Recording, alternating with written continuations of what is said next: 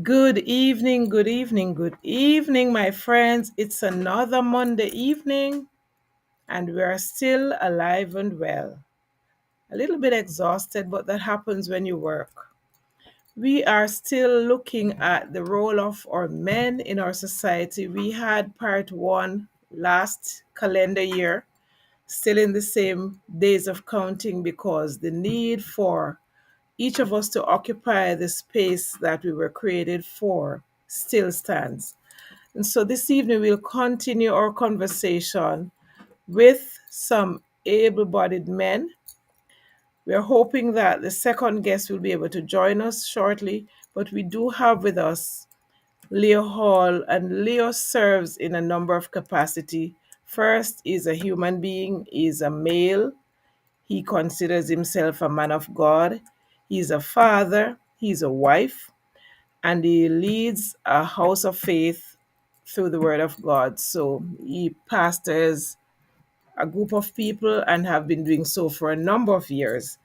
Leo grew up through the trenches, as it were, struggled as a young boy, and was able to maintain who he is and what he believed in, was able to stand against what he didn't support and what his values didn't stand with or align with, and is still doing so today. He's still young at heart, might have had some years on the birth certificate. When I was younger, they called it the age paper. So his age paper may have something different, but Leo really stands strong for a wholesome society with men and males and boys occupying equally with females, ladies, mothers, sisters, daughters, wives, where we were called to serve. I want to welcome Leo as we welcome all our guests, those who will be joining us tonight live or those who see the replay on one platform or the other.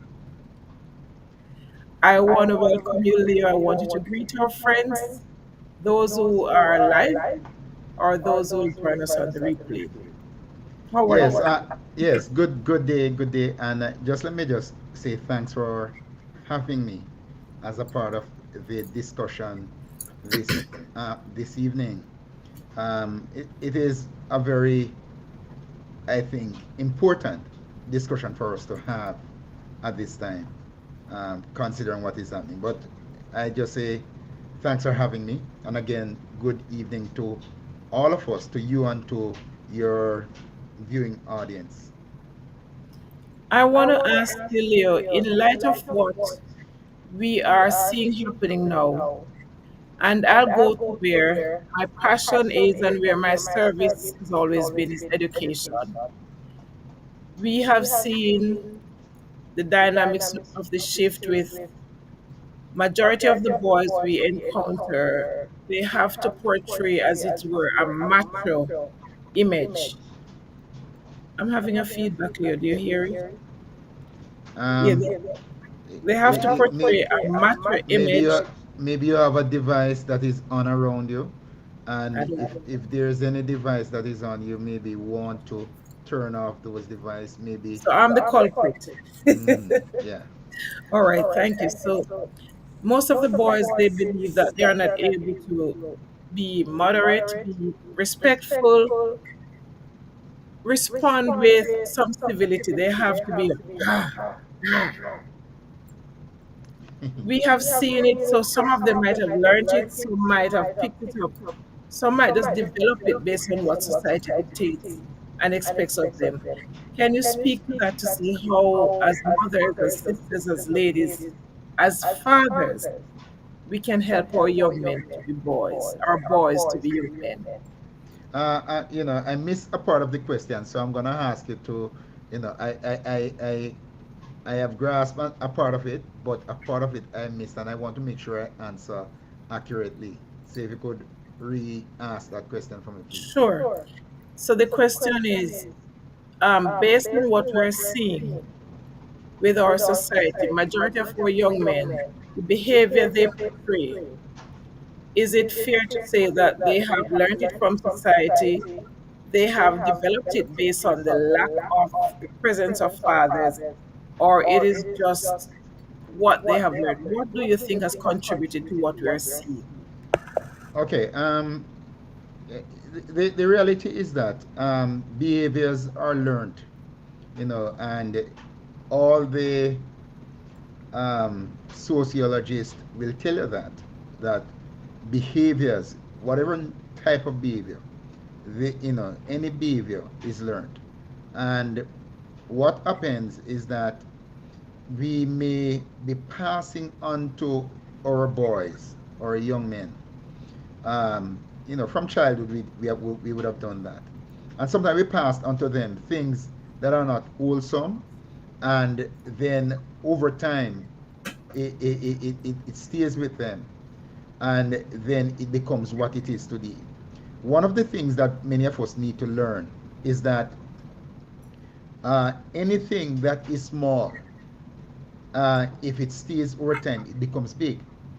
And sometimes the problem starts out small and we tend to sweep it under the carpet, so to speak, sweep it under the bed because we do not want to address it, we do not want to deal with it. But as the children, as they become youths and adults, then the problem stays with them, and it becomes a monster in many ways. And society is now saying, where did this come from? Many of us as parents are saying, oh, I did not I did not teach my children that. I did not pass that on to them. But the truth is, in in some ways we did. We just did not address the matter. And then, when the child was behaving a certain way, we tend to just, boy, so and so. And in terms of the disciplinary side, we have not trained our young men or boys to be disciplined. We tend to say to our daughters, be disciplined, wash the dishes, keep the Yeah. house clean, and we pass principles that are wholesome to our daughters. So what you have today, you find many of our daughters, the young ladies, are doing so much better because we instill certain discipline in them and we have not passed it on to our boys. So I would say, yes, the behaviors are learned. I agree. Thank you, Leo. I want to also recall one aspect that you mentioned in the previous talk we had. You mentioned the impact of the music on our young men and the type of lyrics that they listen to and seem to find as entertainment. And you did make specific mention to the girl in a bottle, Nuff Girl. But what I'm seeing now, they have shifted, in addition, not shifted, then I haven't shifted from the um, many girls or many girls or a lot of girls, but they have now added the aspect of the gun violence and the aggression towards each other and to females. I was speaking to a young man last week at the work, and on the screen of his monitor, he had a young guy, seemed like 12 or 13, with two weapons in his hand, you know. And I said to him, "Are you thinking of going to the military?" He said, "No." I said, "Are you thinking of going to the police force?" "No." I said, "What about this picture that appeals to you?" He said he likes it and it looks good. And I said to him, "That doesn't look good because a gun is always hurtful unless you're the security first to defend and protect." I wanted to speak to this aspect, the music, the impact of it on our young men. Yes. What I was addressing then is that uh, music can be good.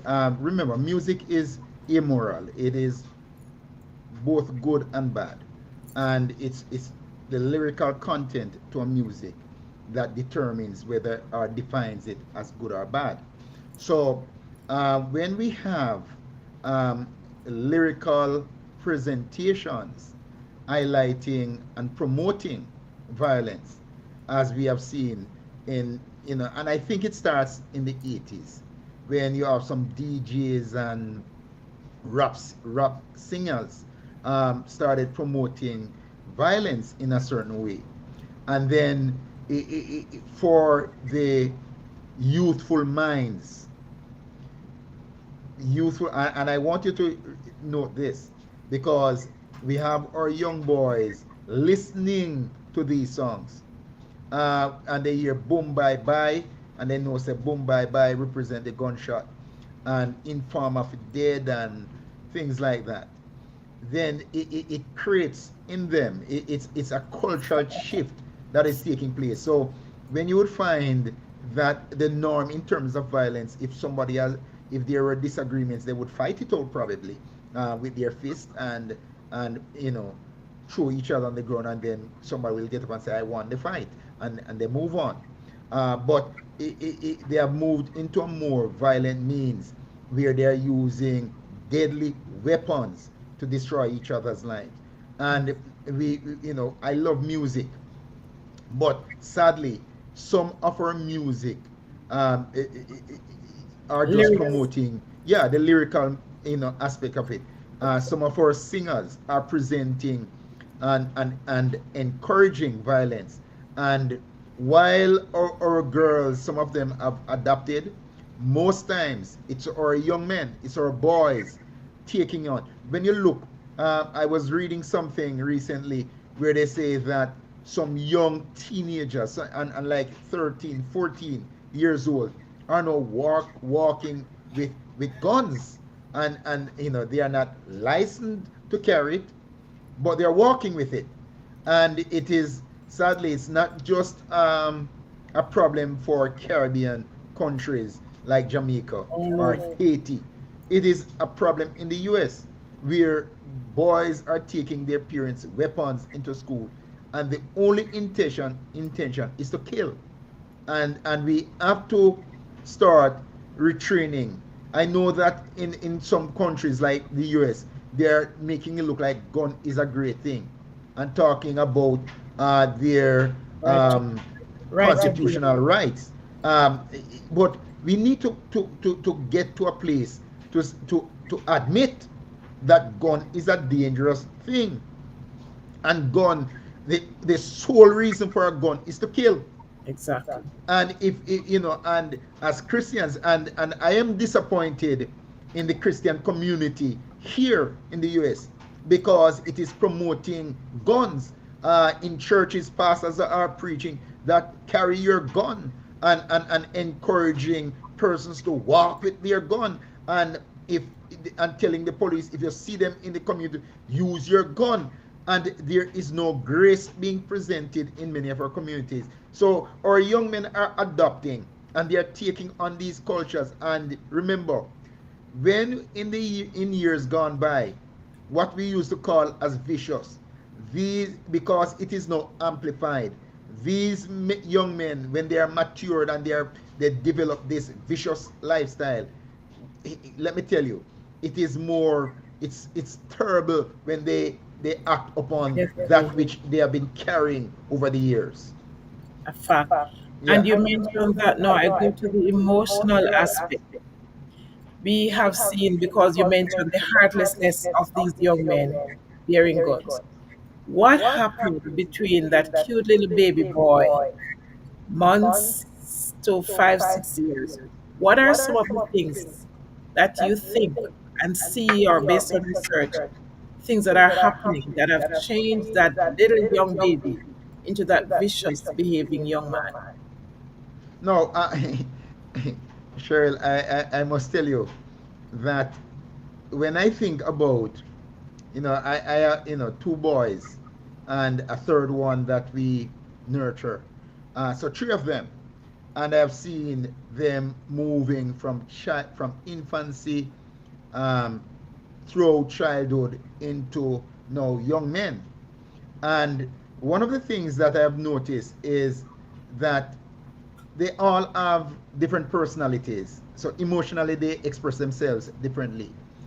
You have the introvert, you have the extrovert, you have those who are more concerning about parents, those who more concerning about themselves. But they are unique. They are precious people. And one of the things that sometimes we forget about is that they are carrying some weight, because they are trying to adopt as they develop. They are trying to adjust. What was norm yesterday is not norm today. And then to fit, they were trying, they were enjoying mommy's company, daddy's company, but now they are enjoying their peers, their career in terms of the teenagers around them, because they want to fit in, and they learn from that, because emotionally it's all about These doing friends. what satisfies those around them. And then they move into young adult, where they are now thinking about education and other stuff. It is a constant change. Now, one of the things I say, I was, as I was thinking, um, is thinking about men. And I must tell you that men, we try to address a lot of stuff in terms of the feelings that exist in manhood. And we discuss it a lot. We have put a lot of programs in place in church and in schools, and politicians have developed a lot of programs that say, oh, we're going to address manhood in our society. But there's a problem, because we have only put programs in place, but still there are no policies, and To we have not enforce. really institutionalized what we are saying we are going to do, so that we can literally help our young men to be Hold them men. accountable. Yeah, and help them to mature and to function the way they ought to function. Because here, because of all the radical changes, remember, we have not been consistent in passing to our boys, certain disciplines. We have not been consistent. As a matter of fact, in many of our homes, the father is absent, and Yes. and the mother has tried her best. And in her anger, oftentimes the mother is painting the father as good for nothing, worthless, and you're going to come like you're good for nothing, father. So already you have a young man who has an injured emotion, because this is what he has learned all his life, that he's going to be like his good for nothing father.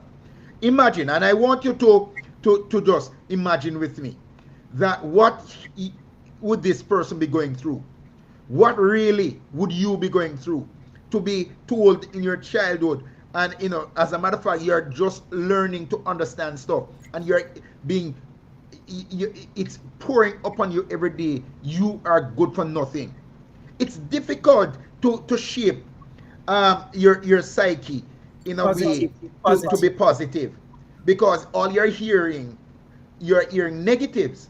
So this is what is happening, has happened to many of our young men. But the whole thing is, I believe, as men, if we are going to change the dynamics, if we are going to really reclaim our manhood, I believe it starts where all of us, especially fathers and those of us who mean men well, pastors, teachers, and I'm talking from both genders. I'm talking the males and the females. We have to come to the place and learn and start helping our young men. And I don't believe, I don't believe any generation is lost. I know some people say, oh, we have lost a generation, we are lost. No, I believe people can change. They have a But place. but for us to change, we need to ask ourselves, who are we? As men, we need to ask ourselves, who are we? Why am I here? Who am Yeah. I? And Perfect. it is a question that all of us as men need to answer. Now, in thinking about this, in we can only find answer to who we are by going to the Bible. I'm a pastor, so I will always point you to That's the the blueprint. scriptures, To the blueprint. because it's very important. And in First Kings, chapter 2, verses 1 to 4. Now it's interesting, because this was at the end of David's life, and David brought his son Solomon into to advise him. Yeah. This is how it reads, and I'm going to read it for us. First Kings 2, verses 1 to 4. It says, "Now the days of David drew near, that he should die." That means he was going to die. And He both, was on yeah. his sick bed. He was dying. And he charged Solomon. That means he invites Solomon in and said, "Let me advise you." He Yeah. charged Solomon, his son, saying, "I go the way of all the earth." And then this is his advice to him: "Be strong, therefore, and prove yourself a man." That's right. Prove yourself a man. This is the counsel I will give to every male listening at this time. That's Uh, right. be strong. Be strong and prove yourself a man. You don't have to follow every wind blowing out there and tumbling because of it, and every negative. You can make a difference. So prove yourself a man. This is what Solomon said. And he said, "And keep the charge of the Lord your God, to walk in his ways and keep his statutes, his commandments, his judgments, his testimonies, as it is written in the law of Moses, that you may prosper in all that you do and wherever you turn." Yeah. Now, this advice, I think, is a very good advice for somebody who is going to be taking the reign as king. That's right. But it is also critical advice for One. any young man who is progressing. Because here we have in this, as it is presented, we get the sense that Solomon was being counseled by David to be intentional in his ways, to be, in essence, to have a sense of purpose, because this is vital. Because if we are going to know who we are, we need to know what is our purpose. Why are we here? How can we impact our communities? How can we make a difference in our homes? How can we make a difference at the workplace? We have many persons working around us, and they are not impacting. They are just there, Occupying. occupying a space, collecting money. And I say, if I'm going to be working for you, I'm not just gonna take your money. I must I must be Produce. meaningful in what I'm doing. I'm going Yes. to I'm going to impact that space. I'm going Exactly. to make a difference in that space. Otherwise, I might as well go and get something else done. That's right. I- I- Too many of us are only working for money, That's right. but we are And not that's the working to word. make a difference. Yes. And I'm and, glad and, you and mentioned in the that same breath, too many of us are just living. just But existing we are just existing. But we need to make sure that our lives are lived contribute. in such meaningful ways that we are making differences. Yes, We are sir. bringing change. We are impacting our communities. We are impacting our homes. We are impacting the workspaces we occupy. We are impacting our classrooms. It's Yes, very, sir. very important. So David, was challenging Solomon to be intentional, to Amen. be purposeful, live your life. And I love the fact that David said, "Prove yourself a man." Yeah, wherever you may go, wherever you Prove go. yourself. Yes. So I let have me to pause here. I commend know I'm you on talking a that lot. part, Leo, because just before you mentioned that, I wrote down here Kings. When you mentioned the chapter in Kings, if one is operating knowing the why, I'm a king, and so I have some principles that I have to abide by. And if you're a king, there are certain things that you don't go below and you maintain other standards.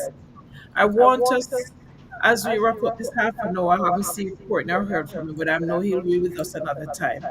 If you were to give a father, he was abused, traumatized, beat down as a young man. As a result, he is replicating what he knows.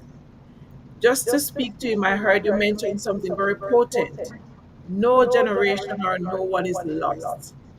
What would you say to that father who has misunderstood his vision, his purpose, and thinks that these boys are behaving like their man? What should you say to them tonight? All right. As I said, no generation is lost. And in essence, as we are asking our young boys and our children, basically, who are we, to answer that question, to get to figure it in the same breath, men, older men like myself and older than I am, must get to the place where we start finding our purposes. Why are we here? And what can we do to impact the space we occupy? It's very, very important. We talk about intentionality, but also we have to reflect on our own power or the privilege to be in charge of our being. And when I say being in charge of it, yes, we know God is the creator and God is. But the truth is, God has given us authority to function Amen. and to be stewards, to care over our being, to care over the very environment in which we live, and to care for our children in responsible ways. So we as I said, intentionality is important. I'm actually saying that we have to now be able to embrace the authority that God gives us as stewards, to care for ourselves, to care for our families, and to care for the very environment in which we live. As fathers, we have to just remember who we are and start taking authority. Too many of us are waiting for somebody else to demonstrate the authority. We have to take authority over our situations. And in taking authority, then what we'll see is changes taking place. It will not be a one snap thing. It's gonna be gradual. But if all of us make an effort, over time we'll see the results for the changes we have made.